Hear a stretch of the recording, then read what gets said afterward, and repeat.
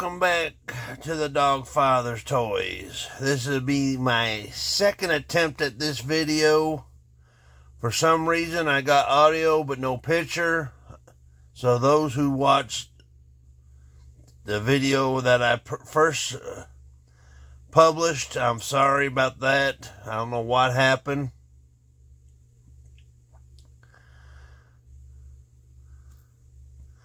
So this is my second try. And first of all, I'd like to thank everybody for watching. If you're not a subscriber, please subscribe. I usually don't have accidents like I did today, and I'd like to thank my subscribers for joining me. So let's talk now. In the mid-70s, Paramount Pictures was looking to make a fourth network. And anybody knows that the 70s, and we only had 3 channels. As the old saying goes, if the president was on, your night was screwed. So Paramount Pictures was going to make a fourth network, and its showrunner show of the channel would have been Star Trek Phase 2, which had been new Star Trek adventures after the 5-year mission. Sets were built, and then in 1977 a independent small movie came out called Star Wars that changed science fiction movies, and then everybody wanted a movie like Star Wars. Disney had The Black Hole, great movie, video coming soon on that, I hope. And Paramount wanted to do a science fiction epic. When they realized the fourth network thing wasn't going to work, they took a couple of the scripts and turned it into Star Trek the Motion Picture. Star Trek the Motion Picture starts with the Klingons investigating a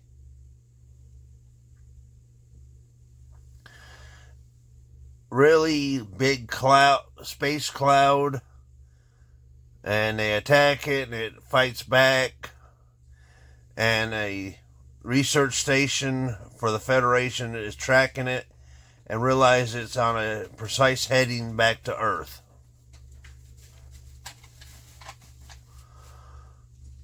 So,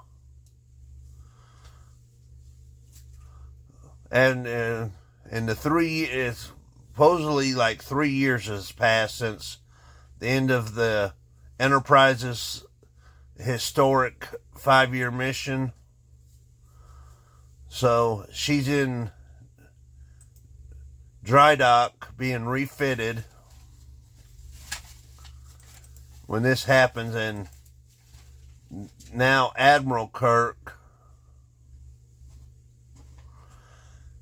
pushes to get the Enterprise back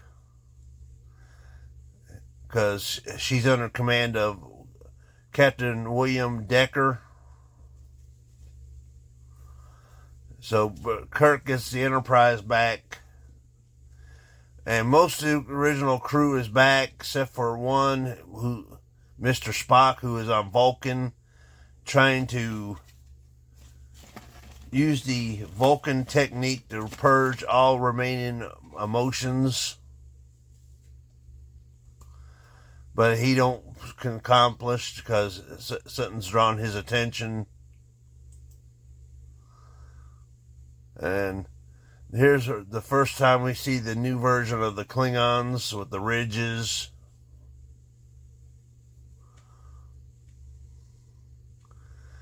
But all 3 Klingon ships are destroyed by the cloud.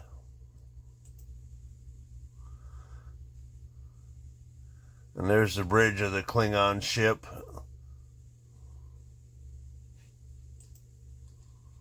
And there's the crew of the Enterprise.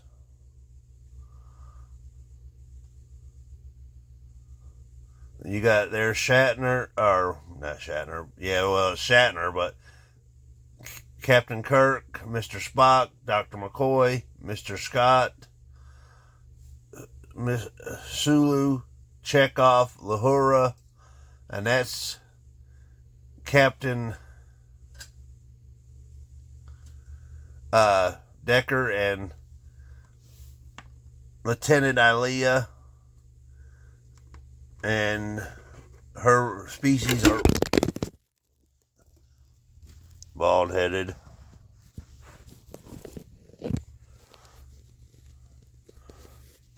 Sorry about that. I was trying to move the camera around to show you.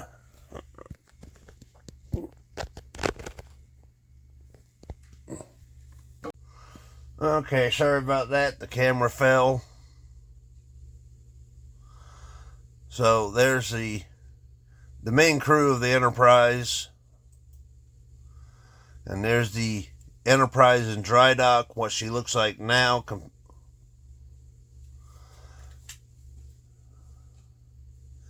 And they launched the Enterprise to intercept the energy cloud, as they're calling it. And along the way, they have difficulties with their warp engines, and just so happens Mr. Spock was coming to join them anyhow, so he helped.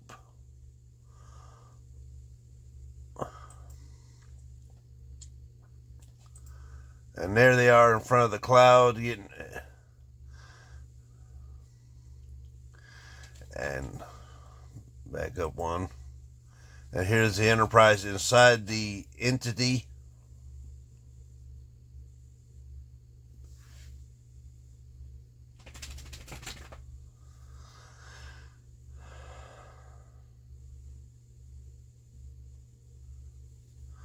And then, okay. And there's now Captain Kirk, who took a temporary depromotion from Admiral. That lasted a while.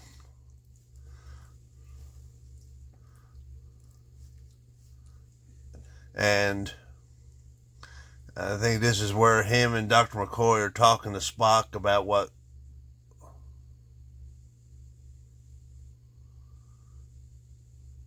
Spock's going through.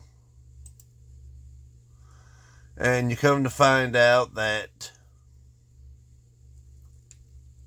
I know I'm skipping a lot, but after since 79, I think you guys get the, probably, if you've watched our Star Trek fan, you know what happens, but the Cloud is actually a very big starship, and it was built to bring this home, and you find out it's Voyager 6, but it calls itself Voyager because part of its nameplate was V, the rest missing, and GER, Voyager. And apparently it fell into some kind of black hole and ended up here, far side of the galaxy, into a machine planet. And they built the ship to so Voyager can finish its mission to record all that's recordable, record everything it can and return it back to its creator. But Voyager don't know that the creators were humans, so it's trying to destroy Earth for suppressing its creator. And they they go through the Enterprise data banks and find the code to transmit the data. And then William, Captain Decker, and Ilea go with Voyager into another realm of, what do you call it? Dimensions. And there's Ilea, who is now a probe for Voyager with that thing on her neck, because she was taken by Voyager and sent a probe back in its place that looks like her. And there's the end of the movie where the Enterprise flies off into the sunset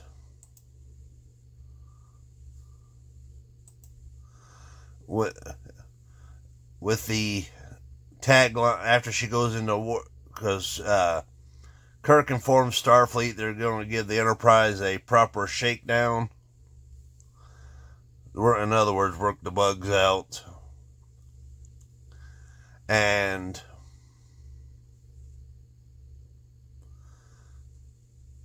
Lord, I lost my train of thought there.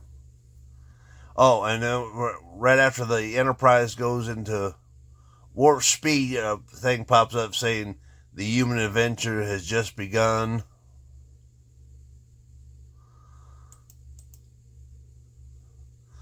Now, here's some parts why people disagree with the movie. One, they never truly explain the Klingons, why they changed like they did.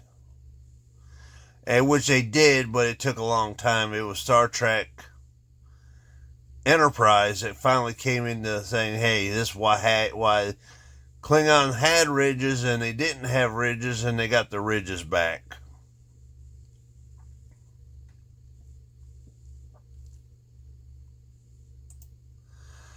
And those who don't know it, this is Mark Leonard. He's well known within Trek lore. He played a Romulan in Season 1, The Balance of Terror. And then in Season 2, Time Amok, he played Mr. Spock's father, Sarek. So they got him to come back as a Klingon. And Mark Leonard's been with Star Trek. He was in Star Trek 3, Star Trek 4, and Star Trek 6, and a couple episodes of The Next Generation.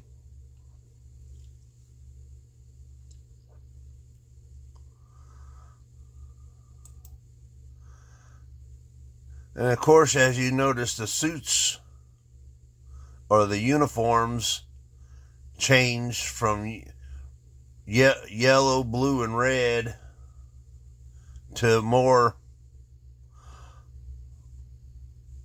grayish looking. I'm not really a fan of like the Mr. Spock's uniform now. I like Admiral Kirk's uniform. And here they are, like, sitting in the officer's lounge. And as you can see, Dr. McCoy and Mr. Spock's wearing gray, while Kirk's wearing a leisure captain's short sleeve shirt.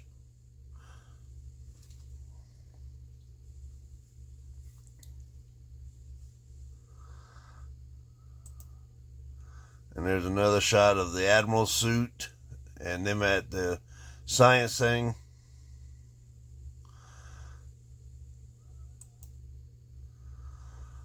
So,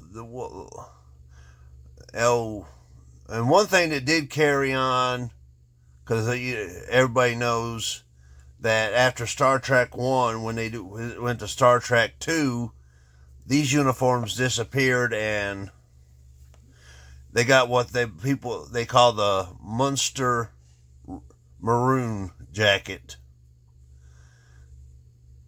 which they lasted throughout the runs, and apparently is a popular style because even they showed flashbacks of Captain Picard wearing one during his younger days before the Enterprise D. And this suit right here that Dr. McCoy's wearing, he wore in Star Trek 2.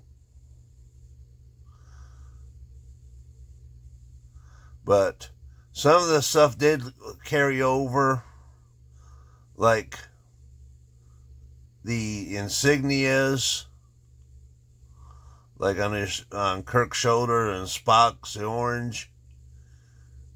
When they went to the maroon jacket,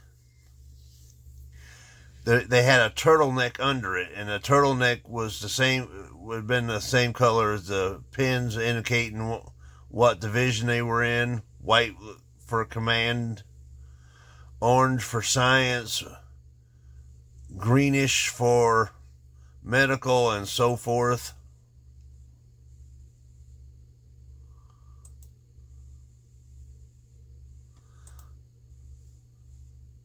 Okay. Now, the one thing that a lot of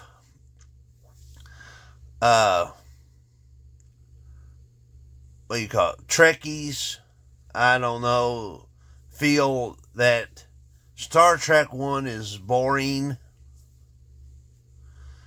To me, it's a TV version of movie version of the TV show. I mean, what happened was science fiction fans got spoiled with Star Wars. They wanted space battles. They wanted fights. They wanted laser guns. And Star Trek 1 did not offer that. They offered basically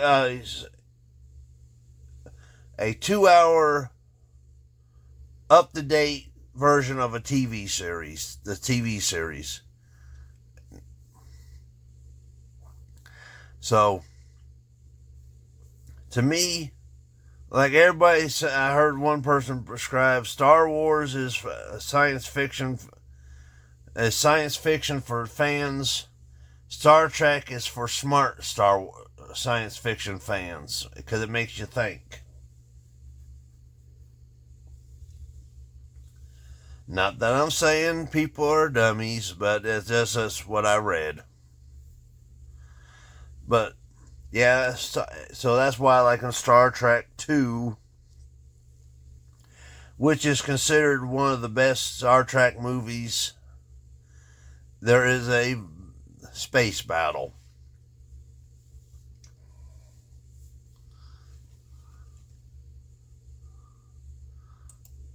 Okay, this is Voyager. This is what she looked like. The ship looked like, I should say, without the energy cloud around it. We never saw this in the 1979 version. You just saw the cloud. Why? Because, well, money. Because then everything was not like it is now.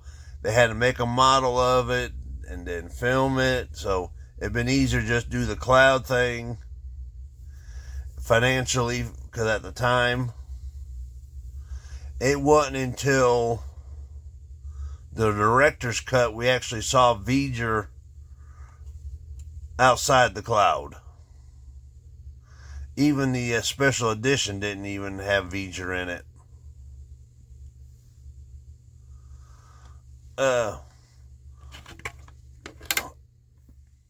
Break time. Alrighty, I'm back. The camera battery or phone battery died. Here's another shot of Voyager.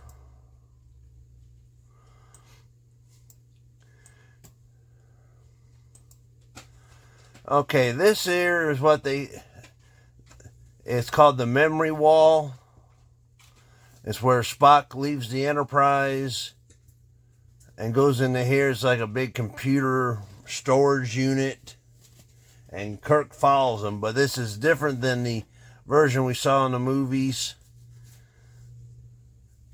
because that one, Spock traveled through Voyager alone, and in this one it was Kirk and Spock.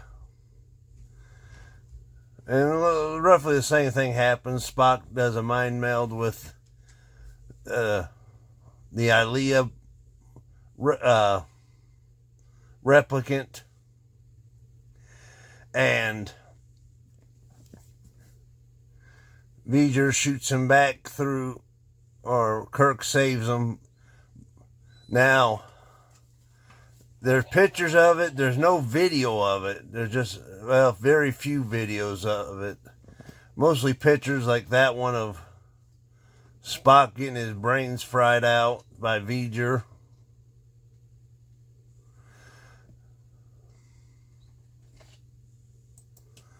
Now, if you want to see the entirety of what they call the memory wall, it was posted on, not posted, but, well, you can find things on YouTube,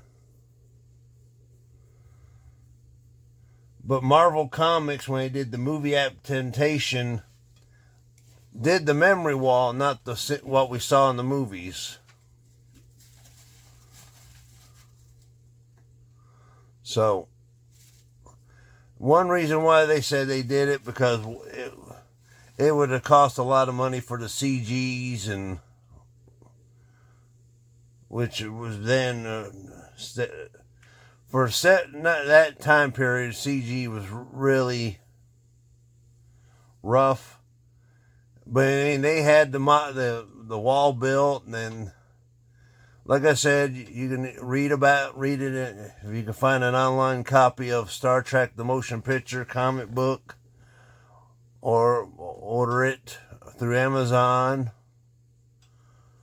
or there are people who has pieced together the pictures from that scene and did their not narration, but they put like subtitles what was being said. I really would have liked to have seen this in its entirety, because as you can see,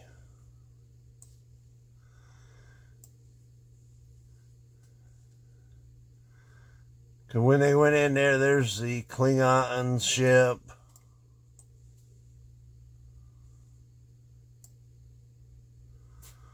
Epsilon 9.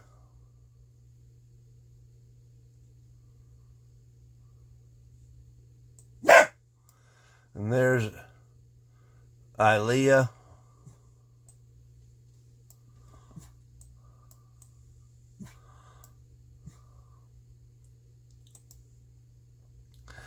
Now, to me, one of the best things about the Star Trek The Motion Picture was the rebuilding of the Enterprise. I mean, looks totally different than the TV version. Her warp nacelles are different. Her deflector screens. Basically, overall, she is a completely different starship. Now, the one thing I will say, that of all the starships named Enterprise, this is like my top one. The Enterprise refit, or it goes by a lot of different names. Enterprise refit, Enterprise Constellation 2 class. And then later you get the USS Enterprise A. So, this ship has been around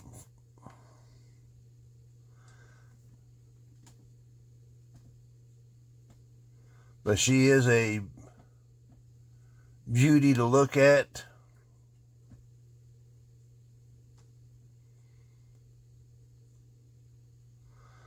And, well, some things don't know, but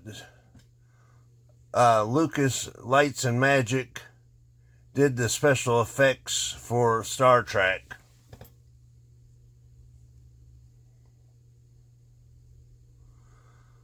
So, at least you got some element of Star Wars in there. The same people who did this Star Wars special effects did Star Trek.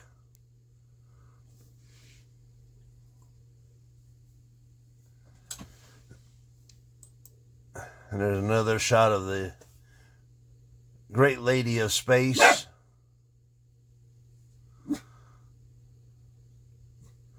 Now, if you look at its technical blueprints, the Enterprise refit is longer than the original Enterprise.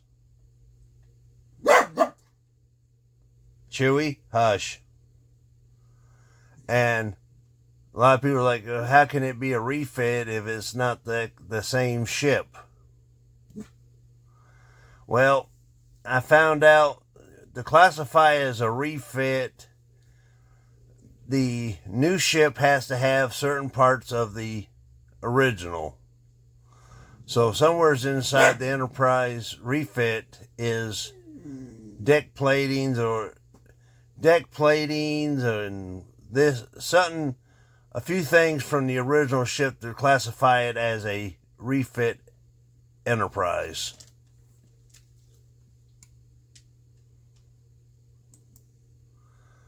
And there's another nice photo of the crew of the Starship Enterprise.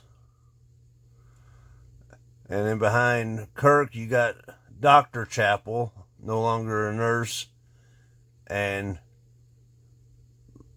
Rand, who has been promoted to transporter operator.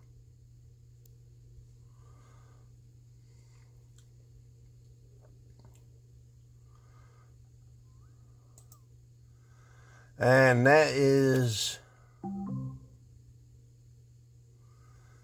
the end of the Enterprise for this video. I hope you liked it.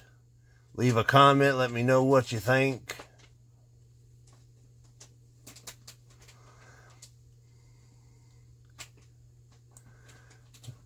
So, with that said, I'll see you out there. Bye-bye.